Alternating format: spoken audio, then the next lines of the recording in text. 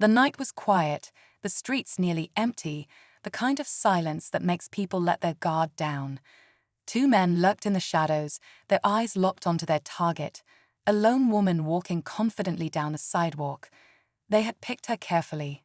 She seemed distracted, her hands tucked into her jacket pockets, her pace steady but unhurried.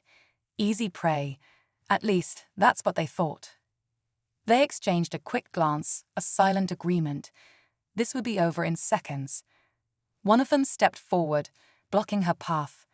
The other moved behind her, cutting off any chance of escape. "Hey there," the first man said, his voice low and menacing. "Looks like you're lost." The woman stopped, slowly lifting her head. Her expression was unreadable, her eyes calm. If she was afraid, she didn't show it. Instead, she sighed, as if this was more of an inconvenience than a threat. "You don't want to do this," she said, her tone almost bored. The men chuckled.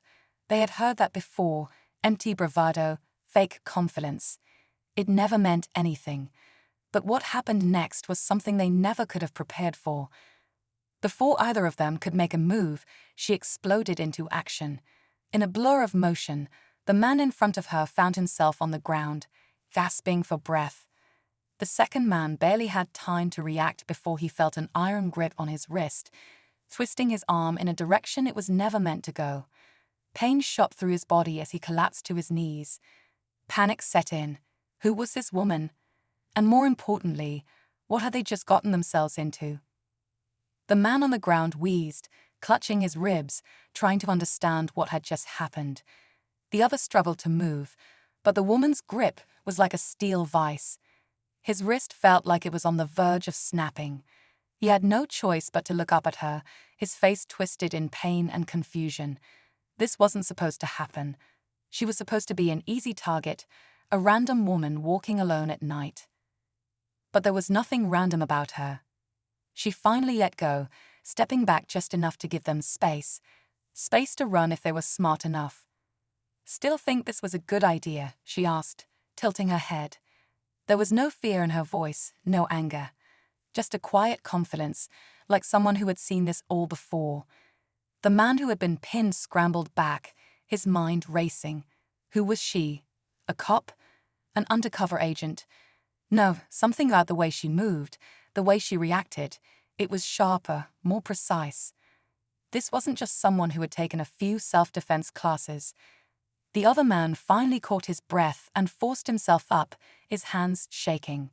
His instincts screamed at him to run, but pride kept him rooted in place. "Who the hell are you?" he muttered. She sighed again, adjusting the sleeve of her jacket. "You picked the wrong person," she said simply. Somewhere in the distance, a car passed, its headlights flashing over her face for a brief moment. That's when it clicked. One of the men had seen her before, not in person, but on a screen. A news report, a name tied to elite military training. And now he realized just how big of a mistake they had made.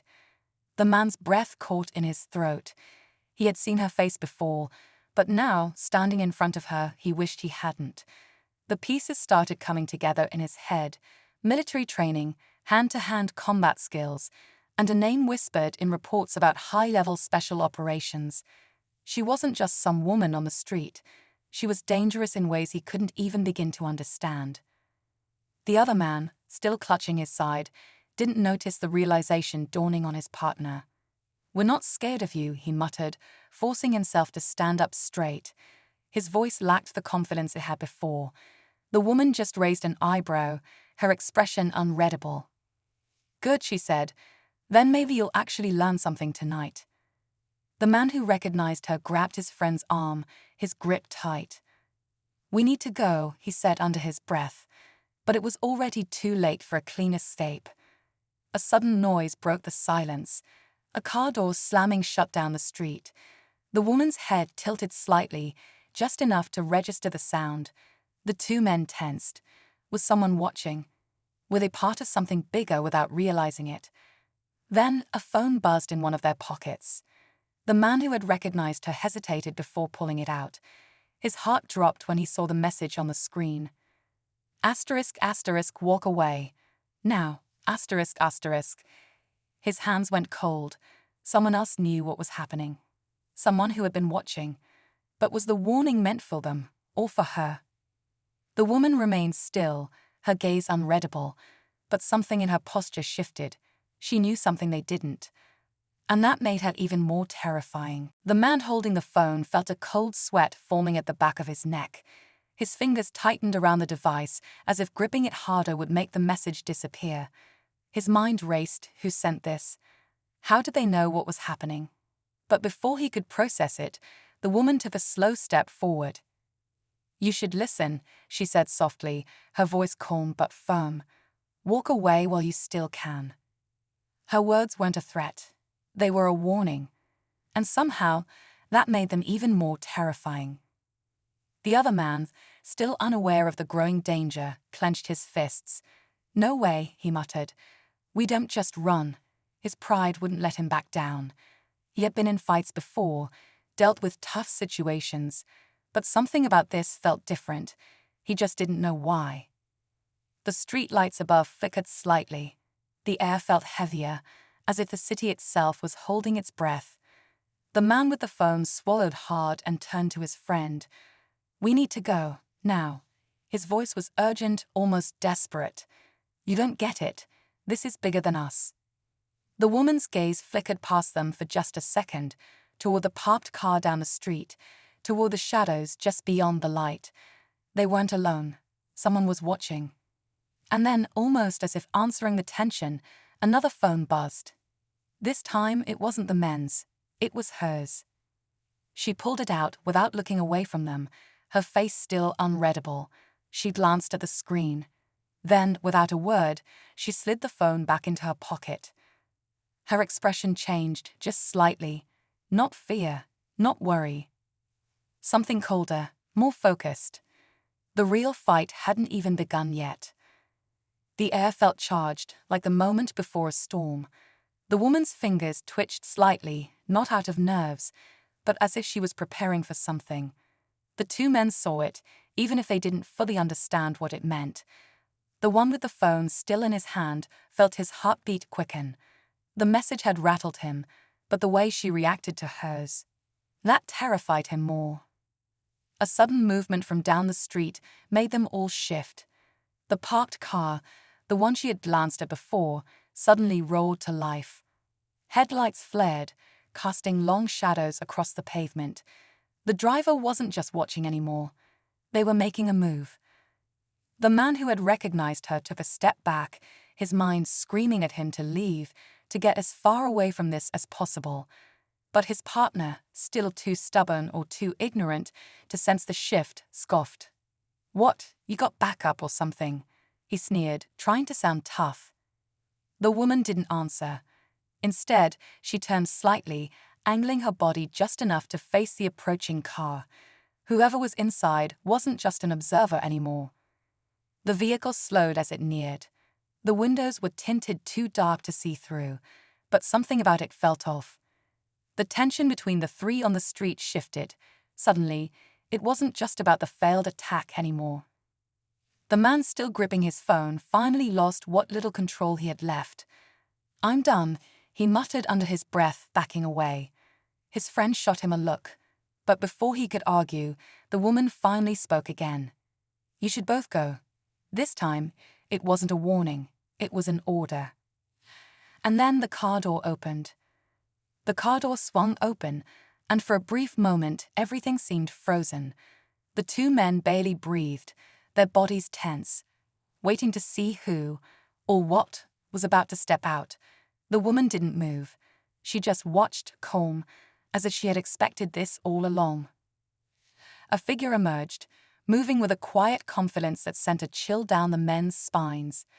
Dressed in dark clothing, their face was shadowed, but their stance said everything. This wasn't some random bystander. They were here for a reason.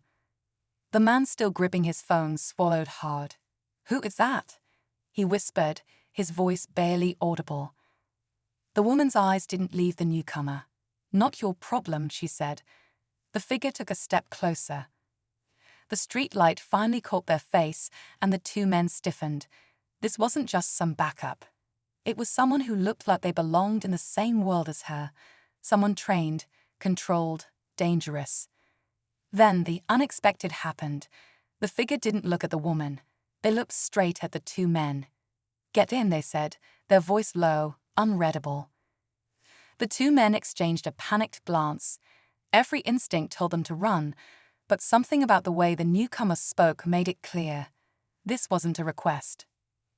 The woman finally turned her head slightly, just enough to look at them.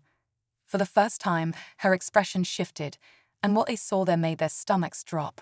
Not anger, not pity, something colder. "I gave you a chance," she said simply. The realization hit them too late. They hadn't been the real target tonight. They had just stumbled into something far bigger. And now there was no way out. The two men stood frozen, their minds racing. This wasn't how the night was supposed to go. What had started as an easy target had turned into something far beyond them, something they didn't understand. The woman, the stranger from the car, the cryptic messages, they were caught in the middle of something dangerous. The man who had recognized her finally spoke, his voice shaking. "Please," he muttered. "We didn't know who you were. We just..." The woman studied him for a long moment, then exhaled quietly. Whatever fight she might have had in her earlier was gone now, replaced by something else. Understanding, maybe, or just a decision not to waste any more time. She glanced at the figure from the car and gave a small nod. "They're not worth it," she said simply. The two men barely had a chance to process her words before the figure stepped back, motioning toward the street. "Go," they said. Neither man hesitated. They turned and walked away as fast as they could without running, their legs shaky, their pride long forgotten. They didn't look back. When they were gone, the figure turned to the woman. "You could have handled them differently," they said. She gave a small shrug. "They weren't the problem," she replied. "They were just in the wrong place at the wrong time." The car engine hummed softly in the quiet night. The woman glanced at it, then back at the street where the men had disappeared. "Let's go," she said. As they'd pulled away, she didn't look back. Whatever business had brought them here tonight, it wasn't over. And the real fight, it was still ahead.